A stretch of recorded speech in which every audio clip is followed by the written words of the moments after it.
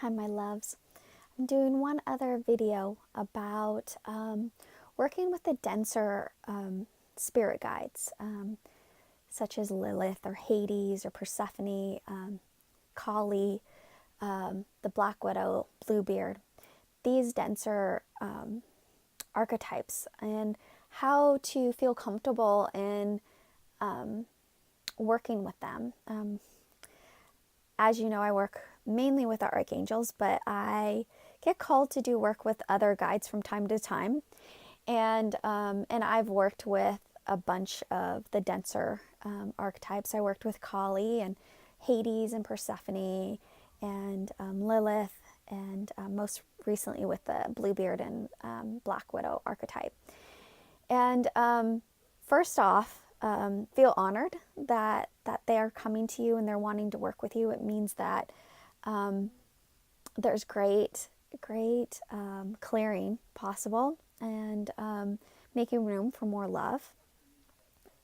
I think in our spiritual community, at least in the one that I'm involved with, there is so much about everything's love and light, and let's just think positive. Let's say affirmations, and let's, anytime that we feel down or sad, let's be positive about a situation. And I don't feel, at least my experience is, the world doesn't work like that.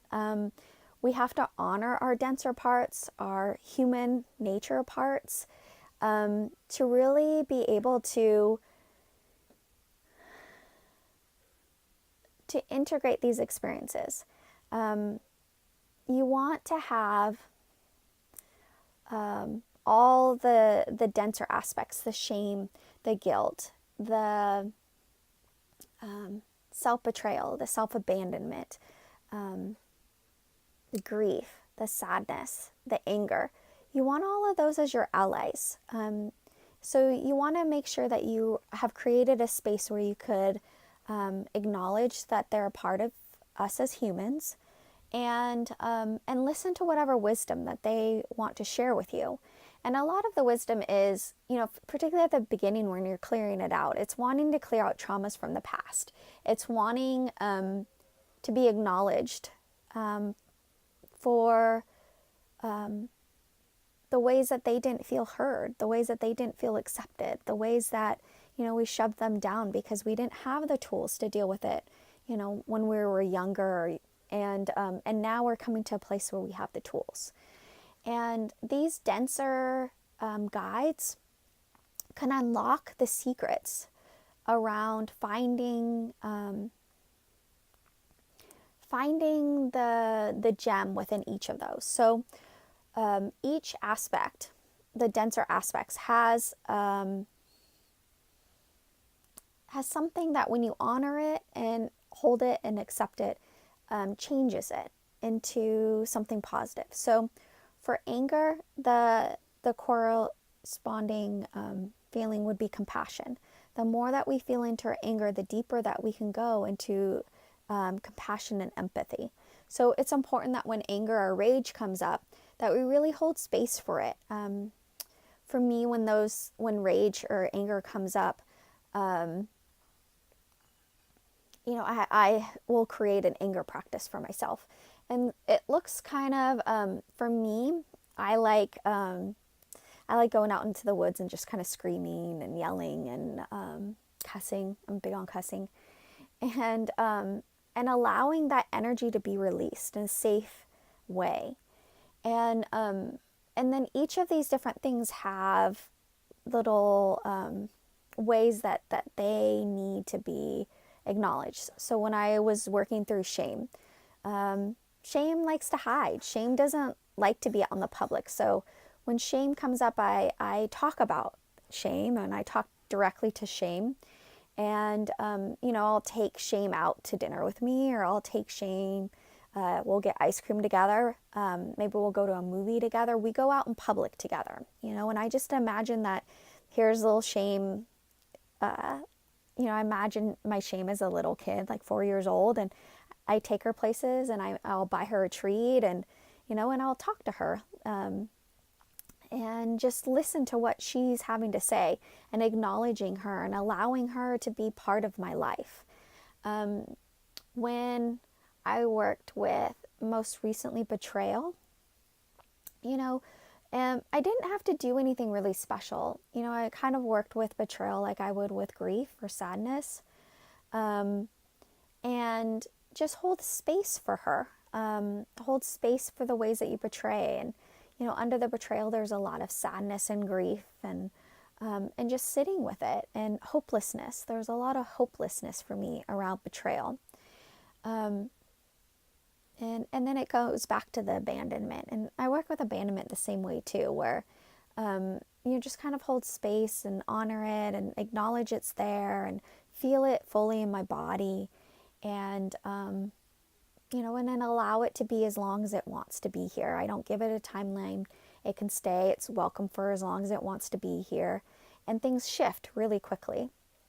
And these different guides will allow for us to work through with these denser aspects of ourselves. And it might not even be from this life. It might be previous lives. It might be ancestral stuff that's being passed down for clearing. And each one has one that works with. Kali works with ego. Hades was my guide through abandonment. Black Widow is betrayal. Lilith, I worked with her to take my power back, the ways she showed me the ways I gave my power away, the ways that I wasn't honoring myself. And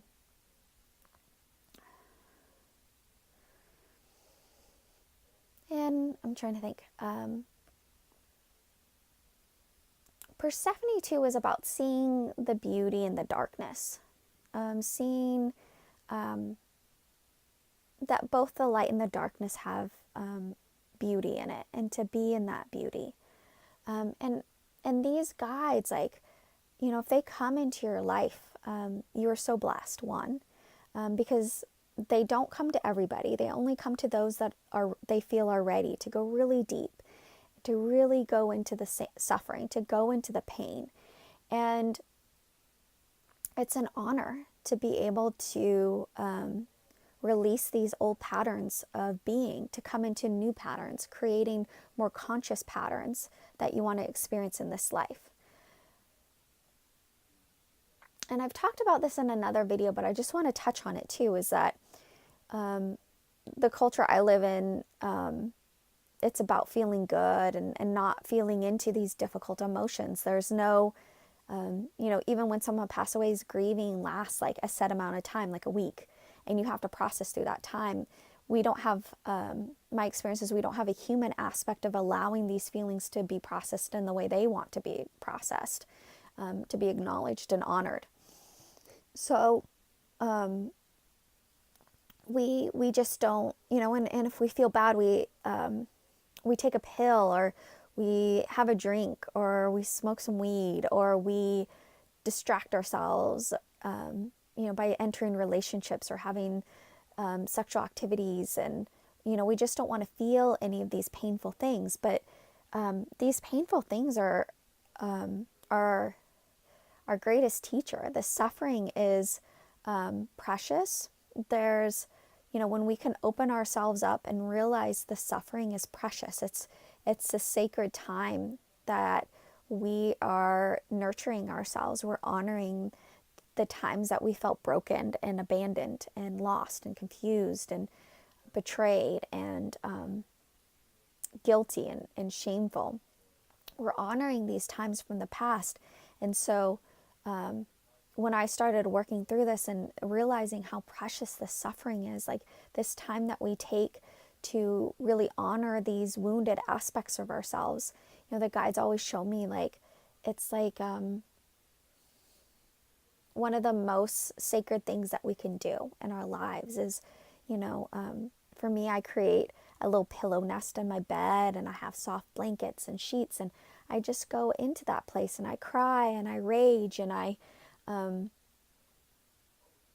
feel all these things that it wasn't safe to feel when I was younger. I just had to shove them down. But now it's safe for me to feel these things and honor them and listen to the wisdom that they have now, so that I'm not repeating the mistakes of my past. And so I'm not unconsciously creating situations that no longer serve me. And the more that we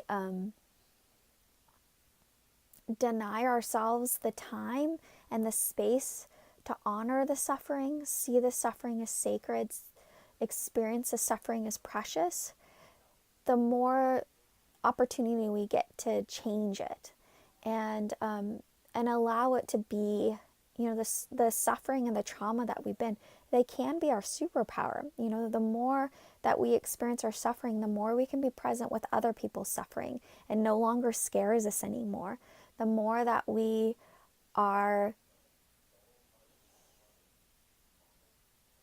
feeling in our body, our feelings, the less that we get swayed by things in the outside world. And, the suffering just leads to compassionate response.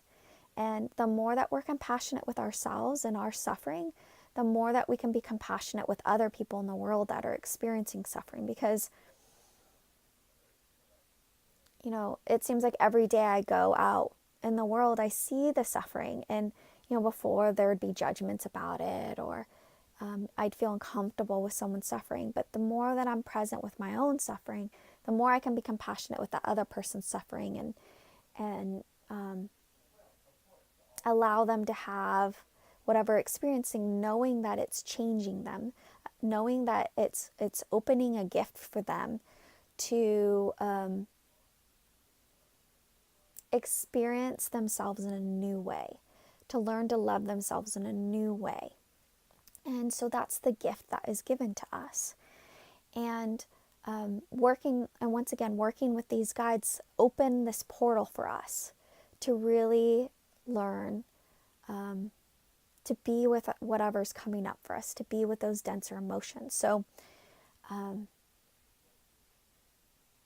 would encourage you that if you're feeling called to work with one of these denser guides, feel the fear, because I always do too. I remember when I first worked with Kali, I was terrified and I didn't want to work with her for a month. And, through the encouragement of Archangel Michael, I agreed to work with her. And I'm really grateful that I did. And every one of these guides have brought in something unbelievably amazing and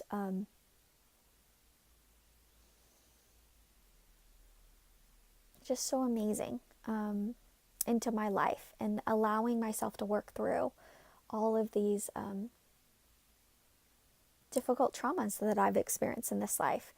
And and now, like, being able to honor the suffering, I can be vulnerable. It's safe for me to be vulnerable, and that vulnerability is what makes me human, and it makes me lovable, and it makes me feel appreciated in the world.